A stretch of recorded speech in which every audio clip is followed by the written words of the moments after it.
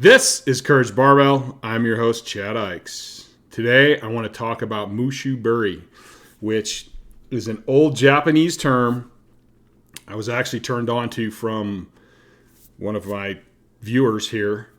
And I watched a podcast about it and tried to do some research on it, and there's not a whole lot about it. It is an old Japanese term that I guess doesn't really get translated into English very much. But this morning I got up and we got a bunch of snow, so I had my breakfast and I turned my after meal 10-minute walk into, 30 minutes of shoveling snow. And the whole time I'm running through my head and thinking, which is something my brain seems to go all the time, and the better and better I feel with my mass loss transformation, the more it seems to go and go and go. And I have a friend / part-time client, young man who's a Division I football player. He's in his last year of football. He has his last bowl game coming up. And so I try to send him videos throughout the year, getting him kind of pumped up and getting him to realize that mental side of the game, and that a strong mind can make a strong body, but a strong body cannot make a strong mind. And so I started thinking about Musha-burui and kind of listened to the old podcast again, and just thinking about his situation and thinking about some of my lifting situations. And, Sam's such a great kid. He's a good kid off the field. He's an amazing athlete. And I really want to see him be able to go further in this sport if that's what he chooses. And I only get to train with him part-time now because he's doing so much with the school and stuff. You'd think the school would actually let him just train his weight portion with me, but whatever. So I want, even if he doesn't go on in football, I want the lessons that he learns through football can help him a bunch in life, and the lessons that he learns in the gym, and to take everything where he can go. But when it comes to lifting, I see so many lifters and competitors in strength sports that kind of miss the mental aspect of the game. And they miss the point that all the great athletes, all the best lifters, the best strength athletes, they're all mentally strong. They're not all genetic freaks. Strength didn't come easy to all of them, didn't even come easy to most of them. But mentally, they're very strong, and they won't quit, and they don't give up. And no matter what, they push through it. And that's a little bit of what this saying is about. And I'm gonna try to finish this podcast with a story. People apparently like hearing stories. I like hearing stories, so just not used to stories about myself. Musha-burui, basically Mushu means warrior or soldier, samurai. Burui means to shake or tremble. So the interpretation I understood was the trembling samurai. And the example they used was imagining an early morning when the samurai's getting up and he's getting his gear on and he's getting ready for battle, and all of a sudden he starts just shaking almost uncontrollably. That's Musha-burui. And I can so relate with that feeling. It's a feeling of excitement, of fear, of adrenaline, and a weird calm all at the same time. And, I don't care who you are, how mentally tough you talk. There is that point where you realize what could really happen.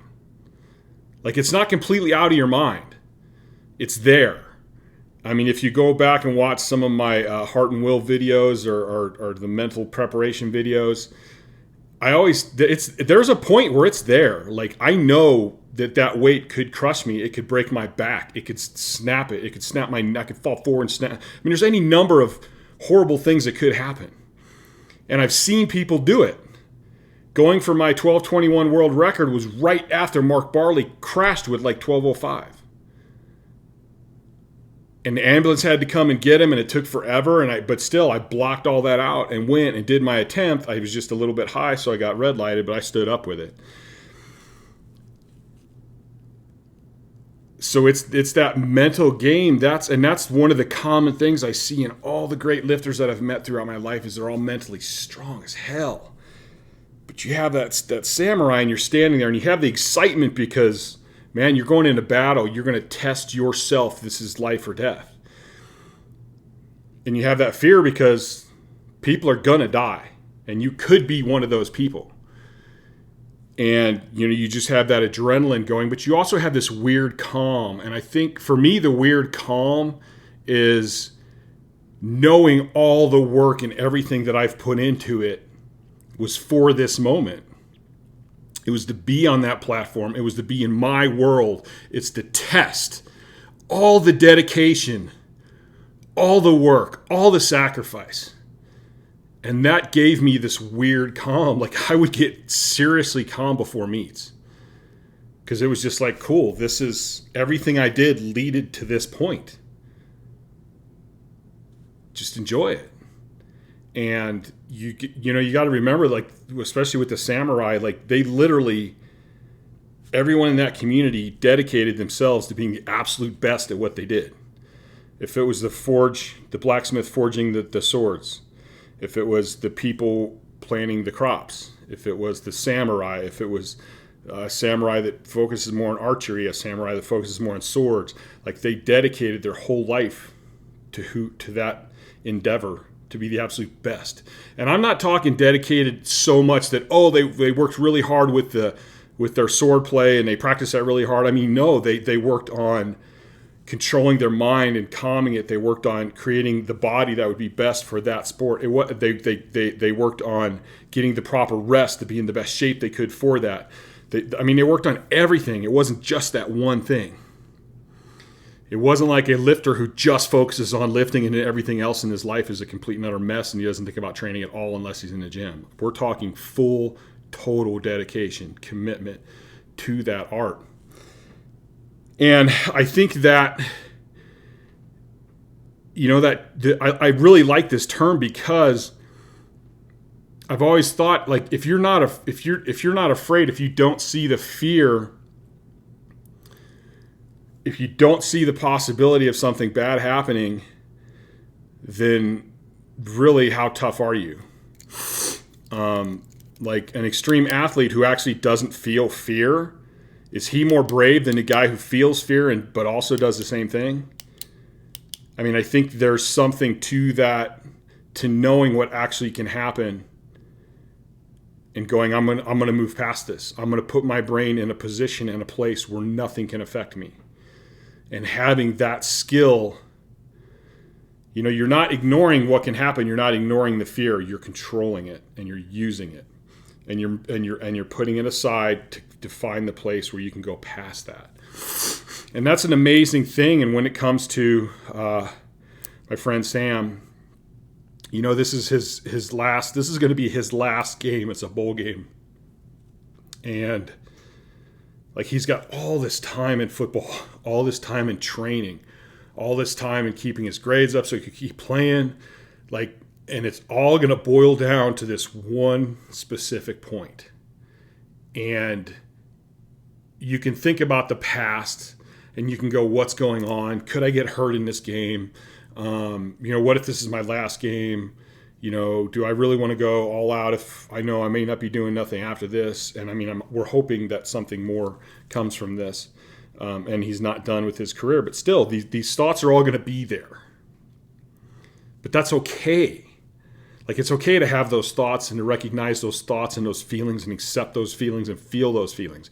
But there's going to be that point where you have to shut all that down and where you have to get ready to be on that field and where you have to become the warrior.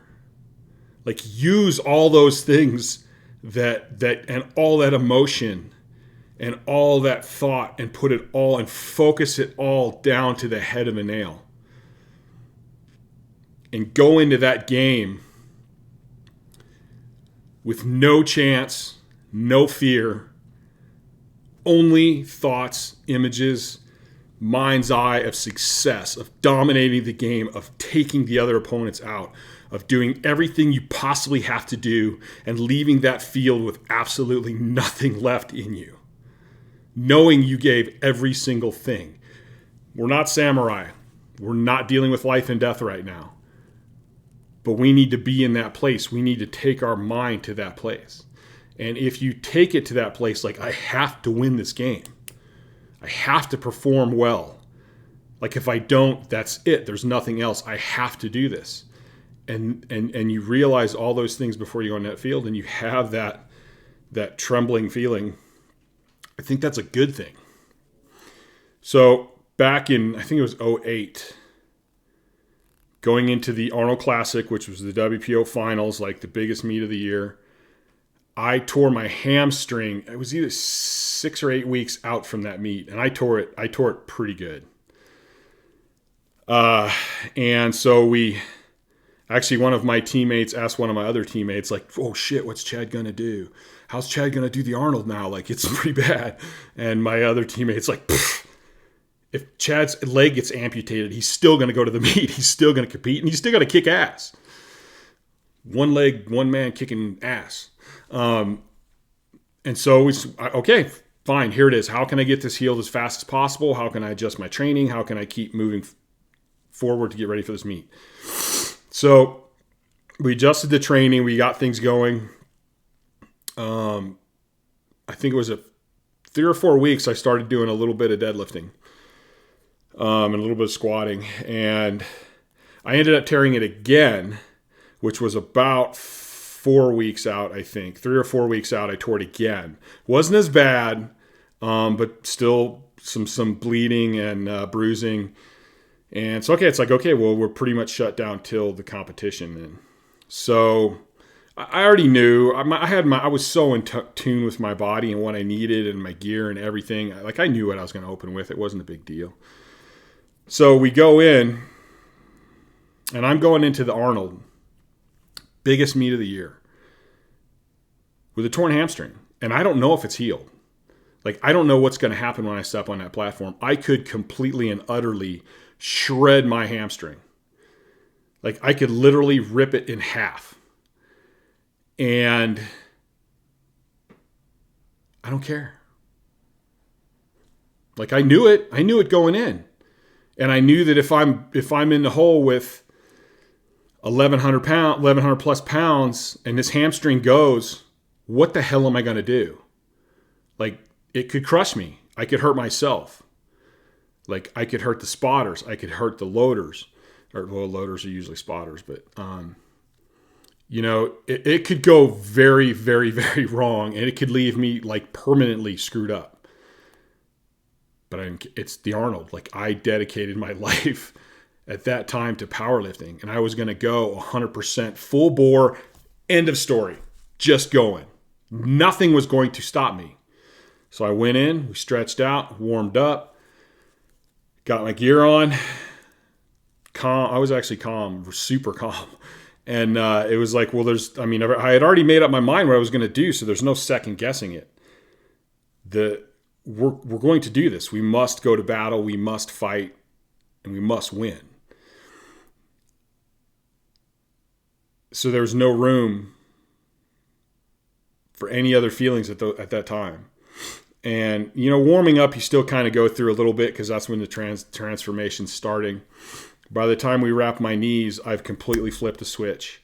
And I'm going on that platform with no fear, with no concept of any way that I could not succeed. I'm pumped up. I'm pissed off. I'm pulling up every single emotion I've ever felt. And I'm putting it all into this platform. My world, my place, my weights, my everything. That is my battlefield, and the weight is coming into my house. And I'm not going to give up, and I'm not going to quit. I'm going to give it every single goddamn thing I got. And so we go out, and I opened with 11:24 or something like that. And we got the first one, but I tore the hamstring again. And okay, cool. My partner sees that something's wrong and asks me about it, and he's like, okay, well, what do you want to do? I go, you know what the fuck I want to do? 1173. And he goes, you sure? I go, that's what I said, didn't I? So okay. And so we go up, get wrapped up, second attempt, go out to the platform, the same angry, confident, unstoppable monster I can be. Got loose and missed it. Okay. Ethan's like, again? I go, yeah, again. So you kind of have that point in between when you're waiting for your next attempt up where, yeah, I mean, some shit sneaks in. But as soon as it sneaks in, I stomp it out. Like, I was going to do this. This was Worlds. I trained my whole life, like 14 years to that point of competing in powerlifting.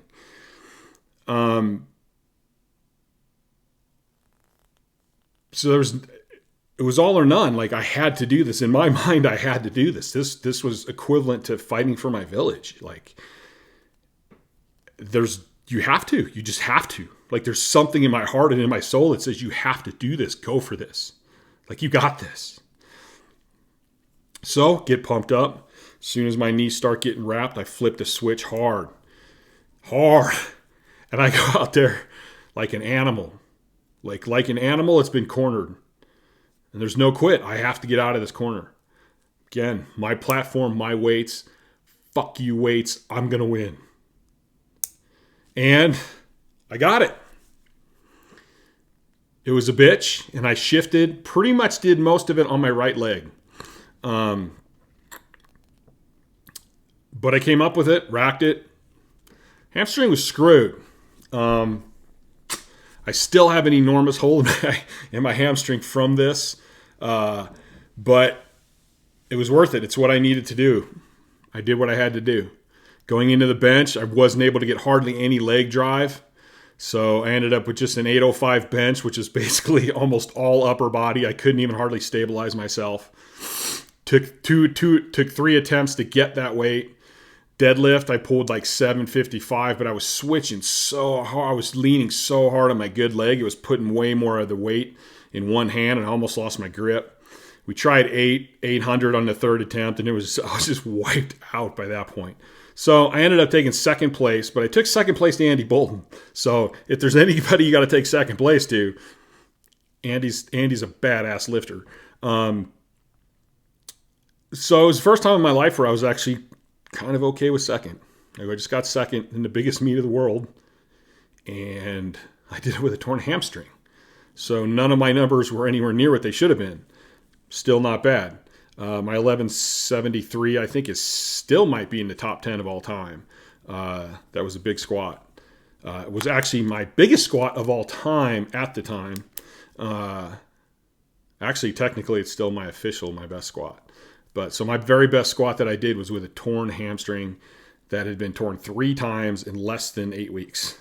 But that's kind of, to me, that's kind of Musha-burui. The fear's there. You know what can happen. You know bad things can happen, but you push that out to become successful. If nothing bad could happen, then what's the excitement of doing it? I mean, really, it's what's the excitement of it? That's what makes it great is having the fear, is having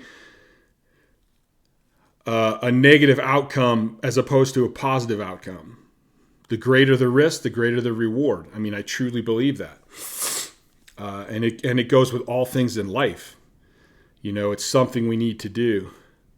So that's just a little story and a little bit about Musha-burui, which I think is something we could all keep in our heads and think about. And it's a good thing, It's not about genetics, physical genetics. It's not about always being positive. It's not about always having motivation. It's about overcoming the negative things. It's about overcoming the fears. It's about overcoming the lack of motivation. It's about overcoming everything. The more you have to overcome, the greater the reward's going to be. All right, guys, please like the channel. Please subscribe to the channel. CourageBarbell.com, CourageAthletics.com. If you want to support the channel, please go buy some Courage Barbell gear. And man, I hope everybody had a great Christmas. I hope everyone's going to have a great New Year. And Musha-burui. I'm out.